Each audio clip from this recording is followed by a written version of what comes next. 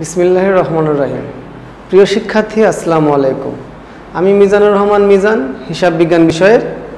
আজ তোমাদের নবম শ্রেণীর হিসাব বিজ্ঞান বিষয়ে অধ্যায় ৬ জাবেদা থেকে সৃজনশীল ১ পুরোটা অঙ্ক শেষ করব ইনশাল্লাহ। দেখো অঙ্কের মধ্যে কি বলছে। সৃজনশীল ১-এ তৈরি পোশাক ব্যবসায়ী আফরোজা ফ্যাশনের ২০১৭ সালের ডিসেম্বর মাসের কতিপয় লেনদেন নিম্নরূপ। ডিসেম্বর ১, ৫% বাট্টায় মাহমুদ ফ্যাশনতে প্রতিটি ৩০০ টাকা দরে ৫০০টি প্যান্ট ক্রয় এবং বহন খরচ ১,০০০ টাকা। চালান নং ৭৮, শর্ত ২/৫, নিট ১৫। ডিসেম্বর ৩, নগদে প্যান্ট বিক্রয় ৩৫,০০০ টাকা। ডিসেম্বর ৮, মাহমুদ ফ্যাশনকে ১০০টি প্যান্ট ত্রুটিযুক্ত থাকায় ফেরত প্রদান। ডিসেম্বর ১০, পুরাতন আসবাবপত্র মেরামত ৫০০ টাকা। ডিসেম্বর ১৫, ইসলাম স্টোর হতে প্রতি জোড়া ৪০০ টাকা দরে ২০০টি শার্ট ক্রয়, বাট্টা ১০%, শর্ত ২/৭, নিট ৩০। ডিসেম্বর ২০, মাহমুদ ফ্যাশনকে পরিশোধ ৪০,০০০ টাকা। কোশ্চেন কতে বলছে উপযুক্ত তথ্য হতে ফেরত পণ্যের মূল্য নির্ণয় করো। কোশ্চেন খতে বলছে উপযুক্ত লেনদেনের ভিত্তিতে আফরোজা ফ্যাশনের ক্রয় জাবেদা প্রস্তুত করো। কোশ্চেন গ, ক্রয় জাবেদা সংশ্লিষ্ট লেনদেন ব্যতীত অবশিষ্ট লেনদেনের সাধারণ জাবেদা দাখিলা দাও। এখন আসো কোশ্চেন কতে আমার কি বলছে, আমরা একটু কোশ্চেন ক দেখি কি বলছে। বলছে কতে ফেরতকৃত পণ্যের মূল্য নির্ণয়। তাহলে আমরা শখ করছি তারিখ, বিবরণ, টাকা, টাকা।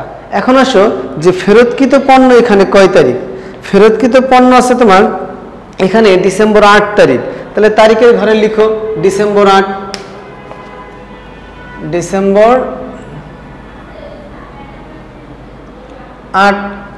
আচ্ছা, তাহলে এখন তুমি কি ফেরত দিছো, কি বলছে ত্রুটিমুক্ত থাকায় প্যান্ট ফেরত দিছো, তাহলে লিখো প্যান্ট। কত পিস ফেরত দিছো? ১০০টি প্যান্ট ফেরত দিছো। তাহলে ১০০টি প্যান্ট যার ক্রয় মূল্য ছিল কত, আমরা এখানে ফলো করব। প্যান্ট ক্রয় ছিল ডিসেম্বর ১ তারিখে। তাহলে ডিসেম্বর ১ তারিখে প্যান্ট প্রতিটি ৩০০ টাকা ধরে, তাহলে লিখো ৩০০। তাহলে ১০০ গুণ ৩০০ টাকা গুণ করলে কত হয়? ৩০,০০০ টাকা। ৩০,০০০ টাকা বাদ কারবারি বাট্টা, বাদ কি কারবারি বাট্টা, কারবারি বাট্টা।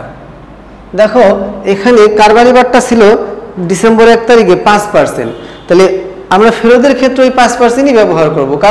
কারণ হলো আমি যেই টাকায় পণ্য ক্রয় করছি ফেরতের সময় ওই টাকায় আমার সে ফেরত হিসাবভুক্ত করবে। তাহলে লিখো ৩০,০০০ গুণ ৫%, ৩০,০০০ গুণ ৫%।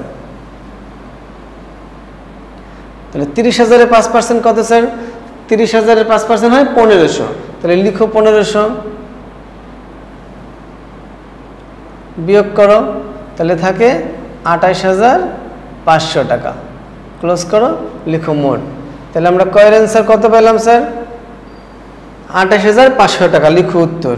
ফেরতকৃত পণ্যের মূল্য কত? ২৮,৫০০ টাকা। তাহলে এখানে আমরা কি ডিসেম্বর ৮-এ শুধু পণ্য ফেরত ছিল অতটুকুই দেখাইলাম। কি ফেরত ছিল? প্যান্ট। কত? ১০০ পিস ৩০০ টাকা দরে, কারণ আমরা ১ তারিখে পণ্যটা ক্রয় করছিলাম।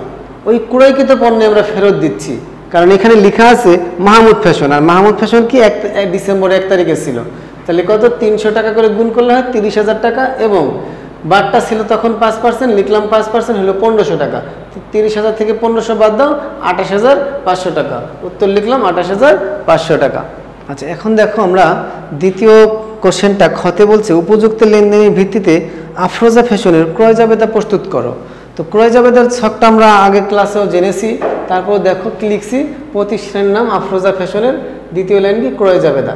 আচ্ছা, ছকটা মনে করাই দিই। তারিখ, ক্রেডিট হিসাব খাত, শর্ত, চালান নং, সূত্র, ক্রয় হিসাব টু পাওনাদার হিসাব। পাওনাদারের কারণে কি লিখছি আমরা এখানে? ক্রেডিট হিসাব খাত। আর ক্রয় জাবেদায় শর্ত উল্লেখ থাকে, মনে আছে সবার আশা করি। আচ্ছা, এখন আসো এখানে ক্রয় জাবেদায় কোনগুলো আসবে? যেগুলো তোমার ধারে পণ্য ক্রয়, এবং বের করার পদ্ধতিটা আমরা গণনা কার্যে দেখাচ্ছি।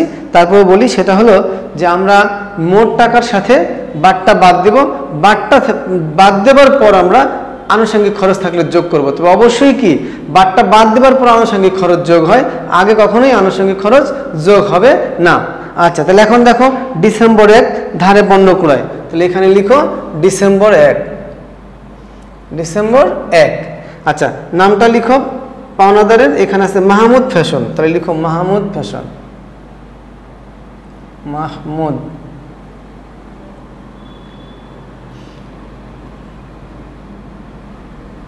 মাহমুদ ফ্যাশন। আচ্ছা, শর্তটা কত আছে? 2/5, লিখো 2/5, কমা দিয়ে লিখবা নিট কত?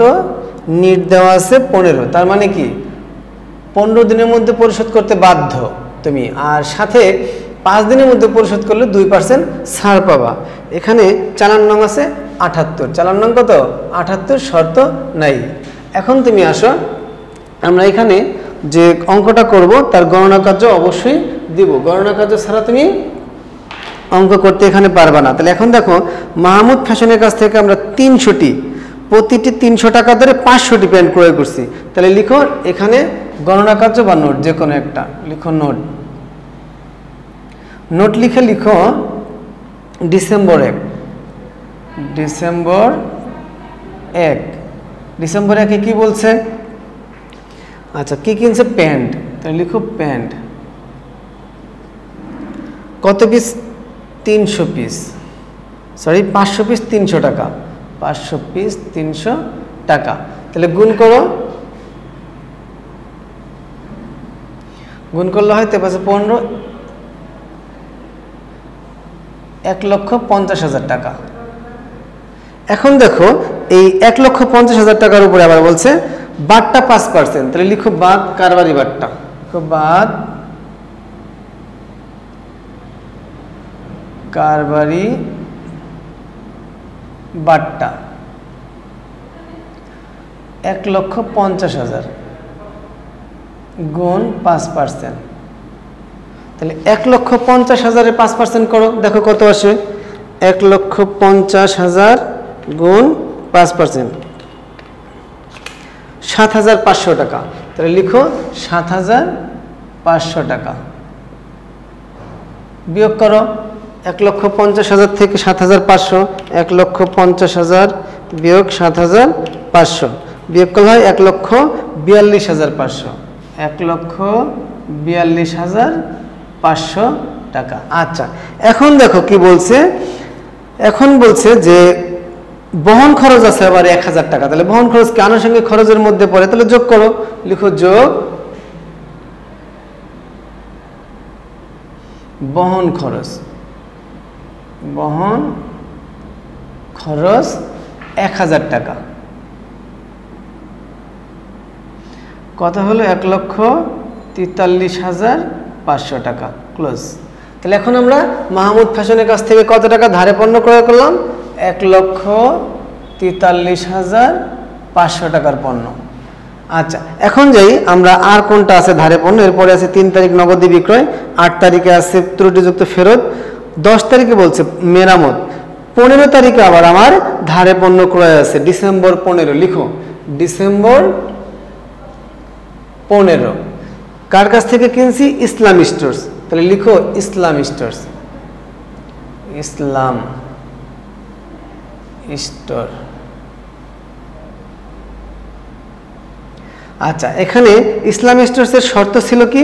2/7, 2/7, আর নিট ছিল 30, তাহলে লিখো 2/7 নিট 30।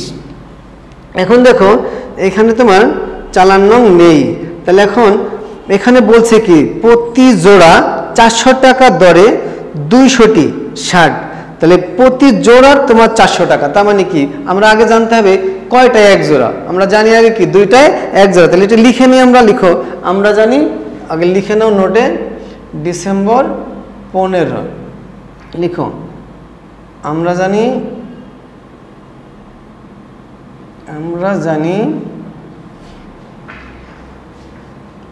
2টি সমান এক জোড়া,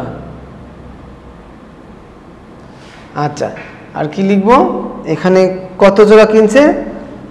200টি শার্ট। তাহলে এখন লিখো 200টি সমান 200 ভাগ 2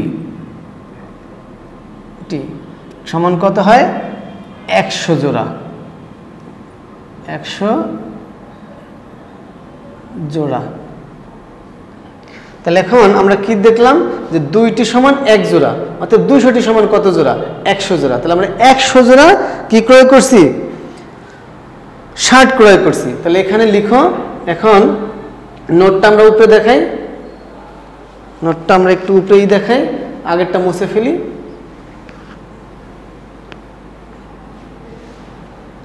আচ্ছা, লিখো শার্ট, 15 তারিখে শার্ট,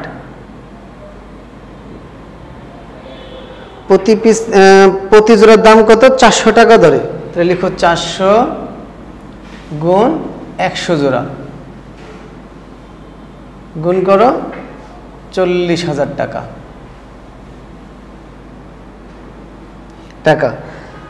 এখানে কোনো বাট্টা ছিল? দেখো এখানে কোনো বাট্টা ছিল না। তাহলে এখানে যদি বাট্টা না থাকে, ও সরি, কারবারি বাট্টা ছিল 10%। লিখো বাদ কারবারি বাট্টা।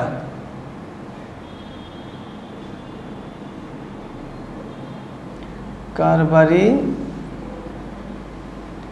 বাট্টা 10%। তাহলে 40,000 গুণ 10% সমান কত? 4,000 টাকা। বিয়োগ করো 4,000, থাকে কত? 36,000 টাকা। এখন আমরা ইসলাম স্টোর্স বরাবর লিখে দেই 36,000 টাকা। যোগ করো 36,000 আর কত? 1,43,500। লিখো 1,43,500 প্লাস কত? 36,000 যোগ করলে হয় 1,79,500 টাকা। তাহলে আমরা এখানে কি পেলাম?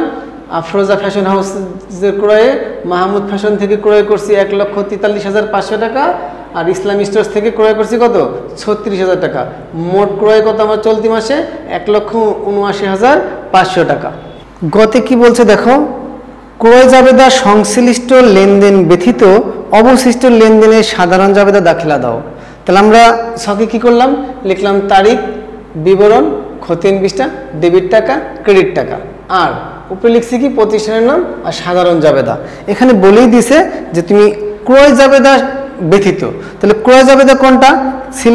ডিসেম্বর 1 তারিখ আর ডিসেম্বর 15 তারিখ ছাড়া বাকি যে লেনদেনগুলো আছে এগুলো আমরা কি করব?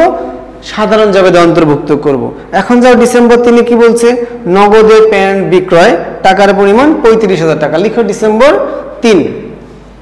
ডিসেম্বর 3 তাহলে বলছে নগদে প্যান্ট বিক্রয়। তাহলে এখানে প্যান্ট কি? পণ্য, তাহলে বিক্রয় করছি। লিখো নগদান হিসাব ডেবিট, নগদান হিসাব ডেবিট, আর কি? বিক্রয় হিসাব ক্রেডিট। বিক্রয় হিসাব ক্রেডিট। টাকার পরিমাণ কত হবে? 35,000 টাকা। লিখো 35,000 টাকা।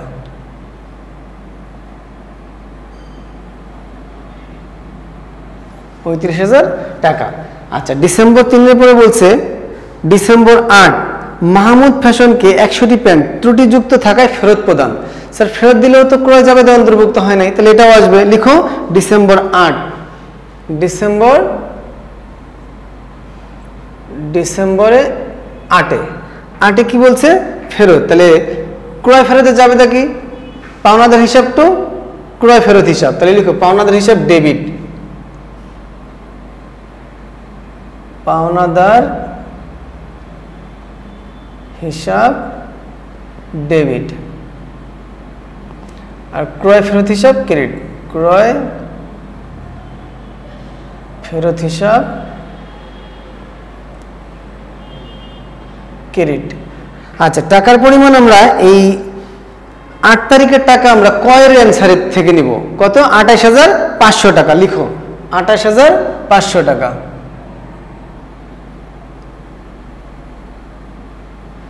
কারণ এই টাকাটা আমরা কয়ের অ্যান্সারের মধ্যে নোট করছিলাম। আচ্ছা, এরপরে যাও 8 তারিখের পরে বলছে 10 তারিখ পুরাতন আসবাবপত্র মেরামত।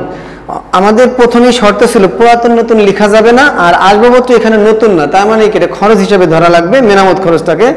তাহলে ডিসেম্বর কত 10 তারিখে লিখো মেরামত খরচ হিসাব, মেরামত খরচ হিসাব ডেবিট। আর কি নগদান হিসাব ক্রেডিট, কারণ নগদে ধার্য করা হয়েছে, নগদান হিসাব ক্রেডিট। টাকার পরিমাণ কত 500 টাকা লিখো 500 টাকা।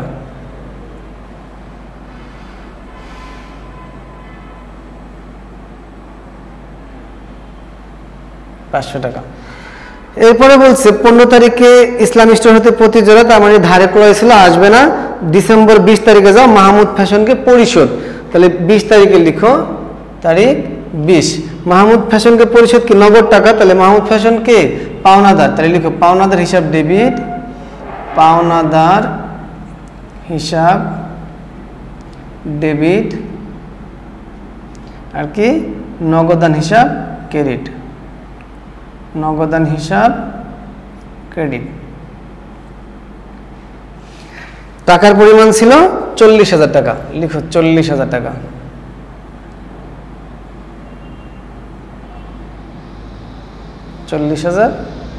টাকা।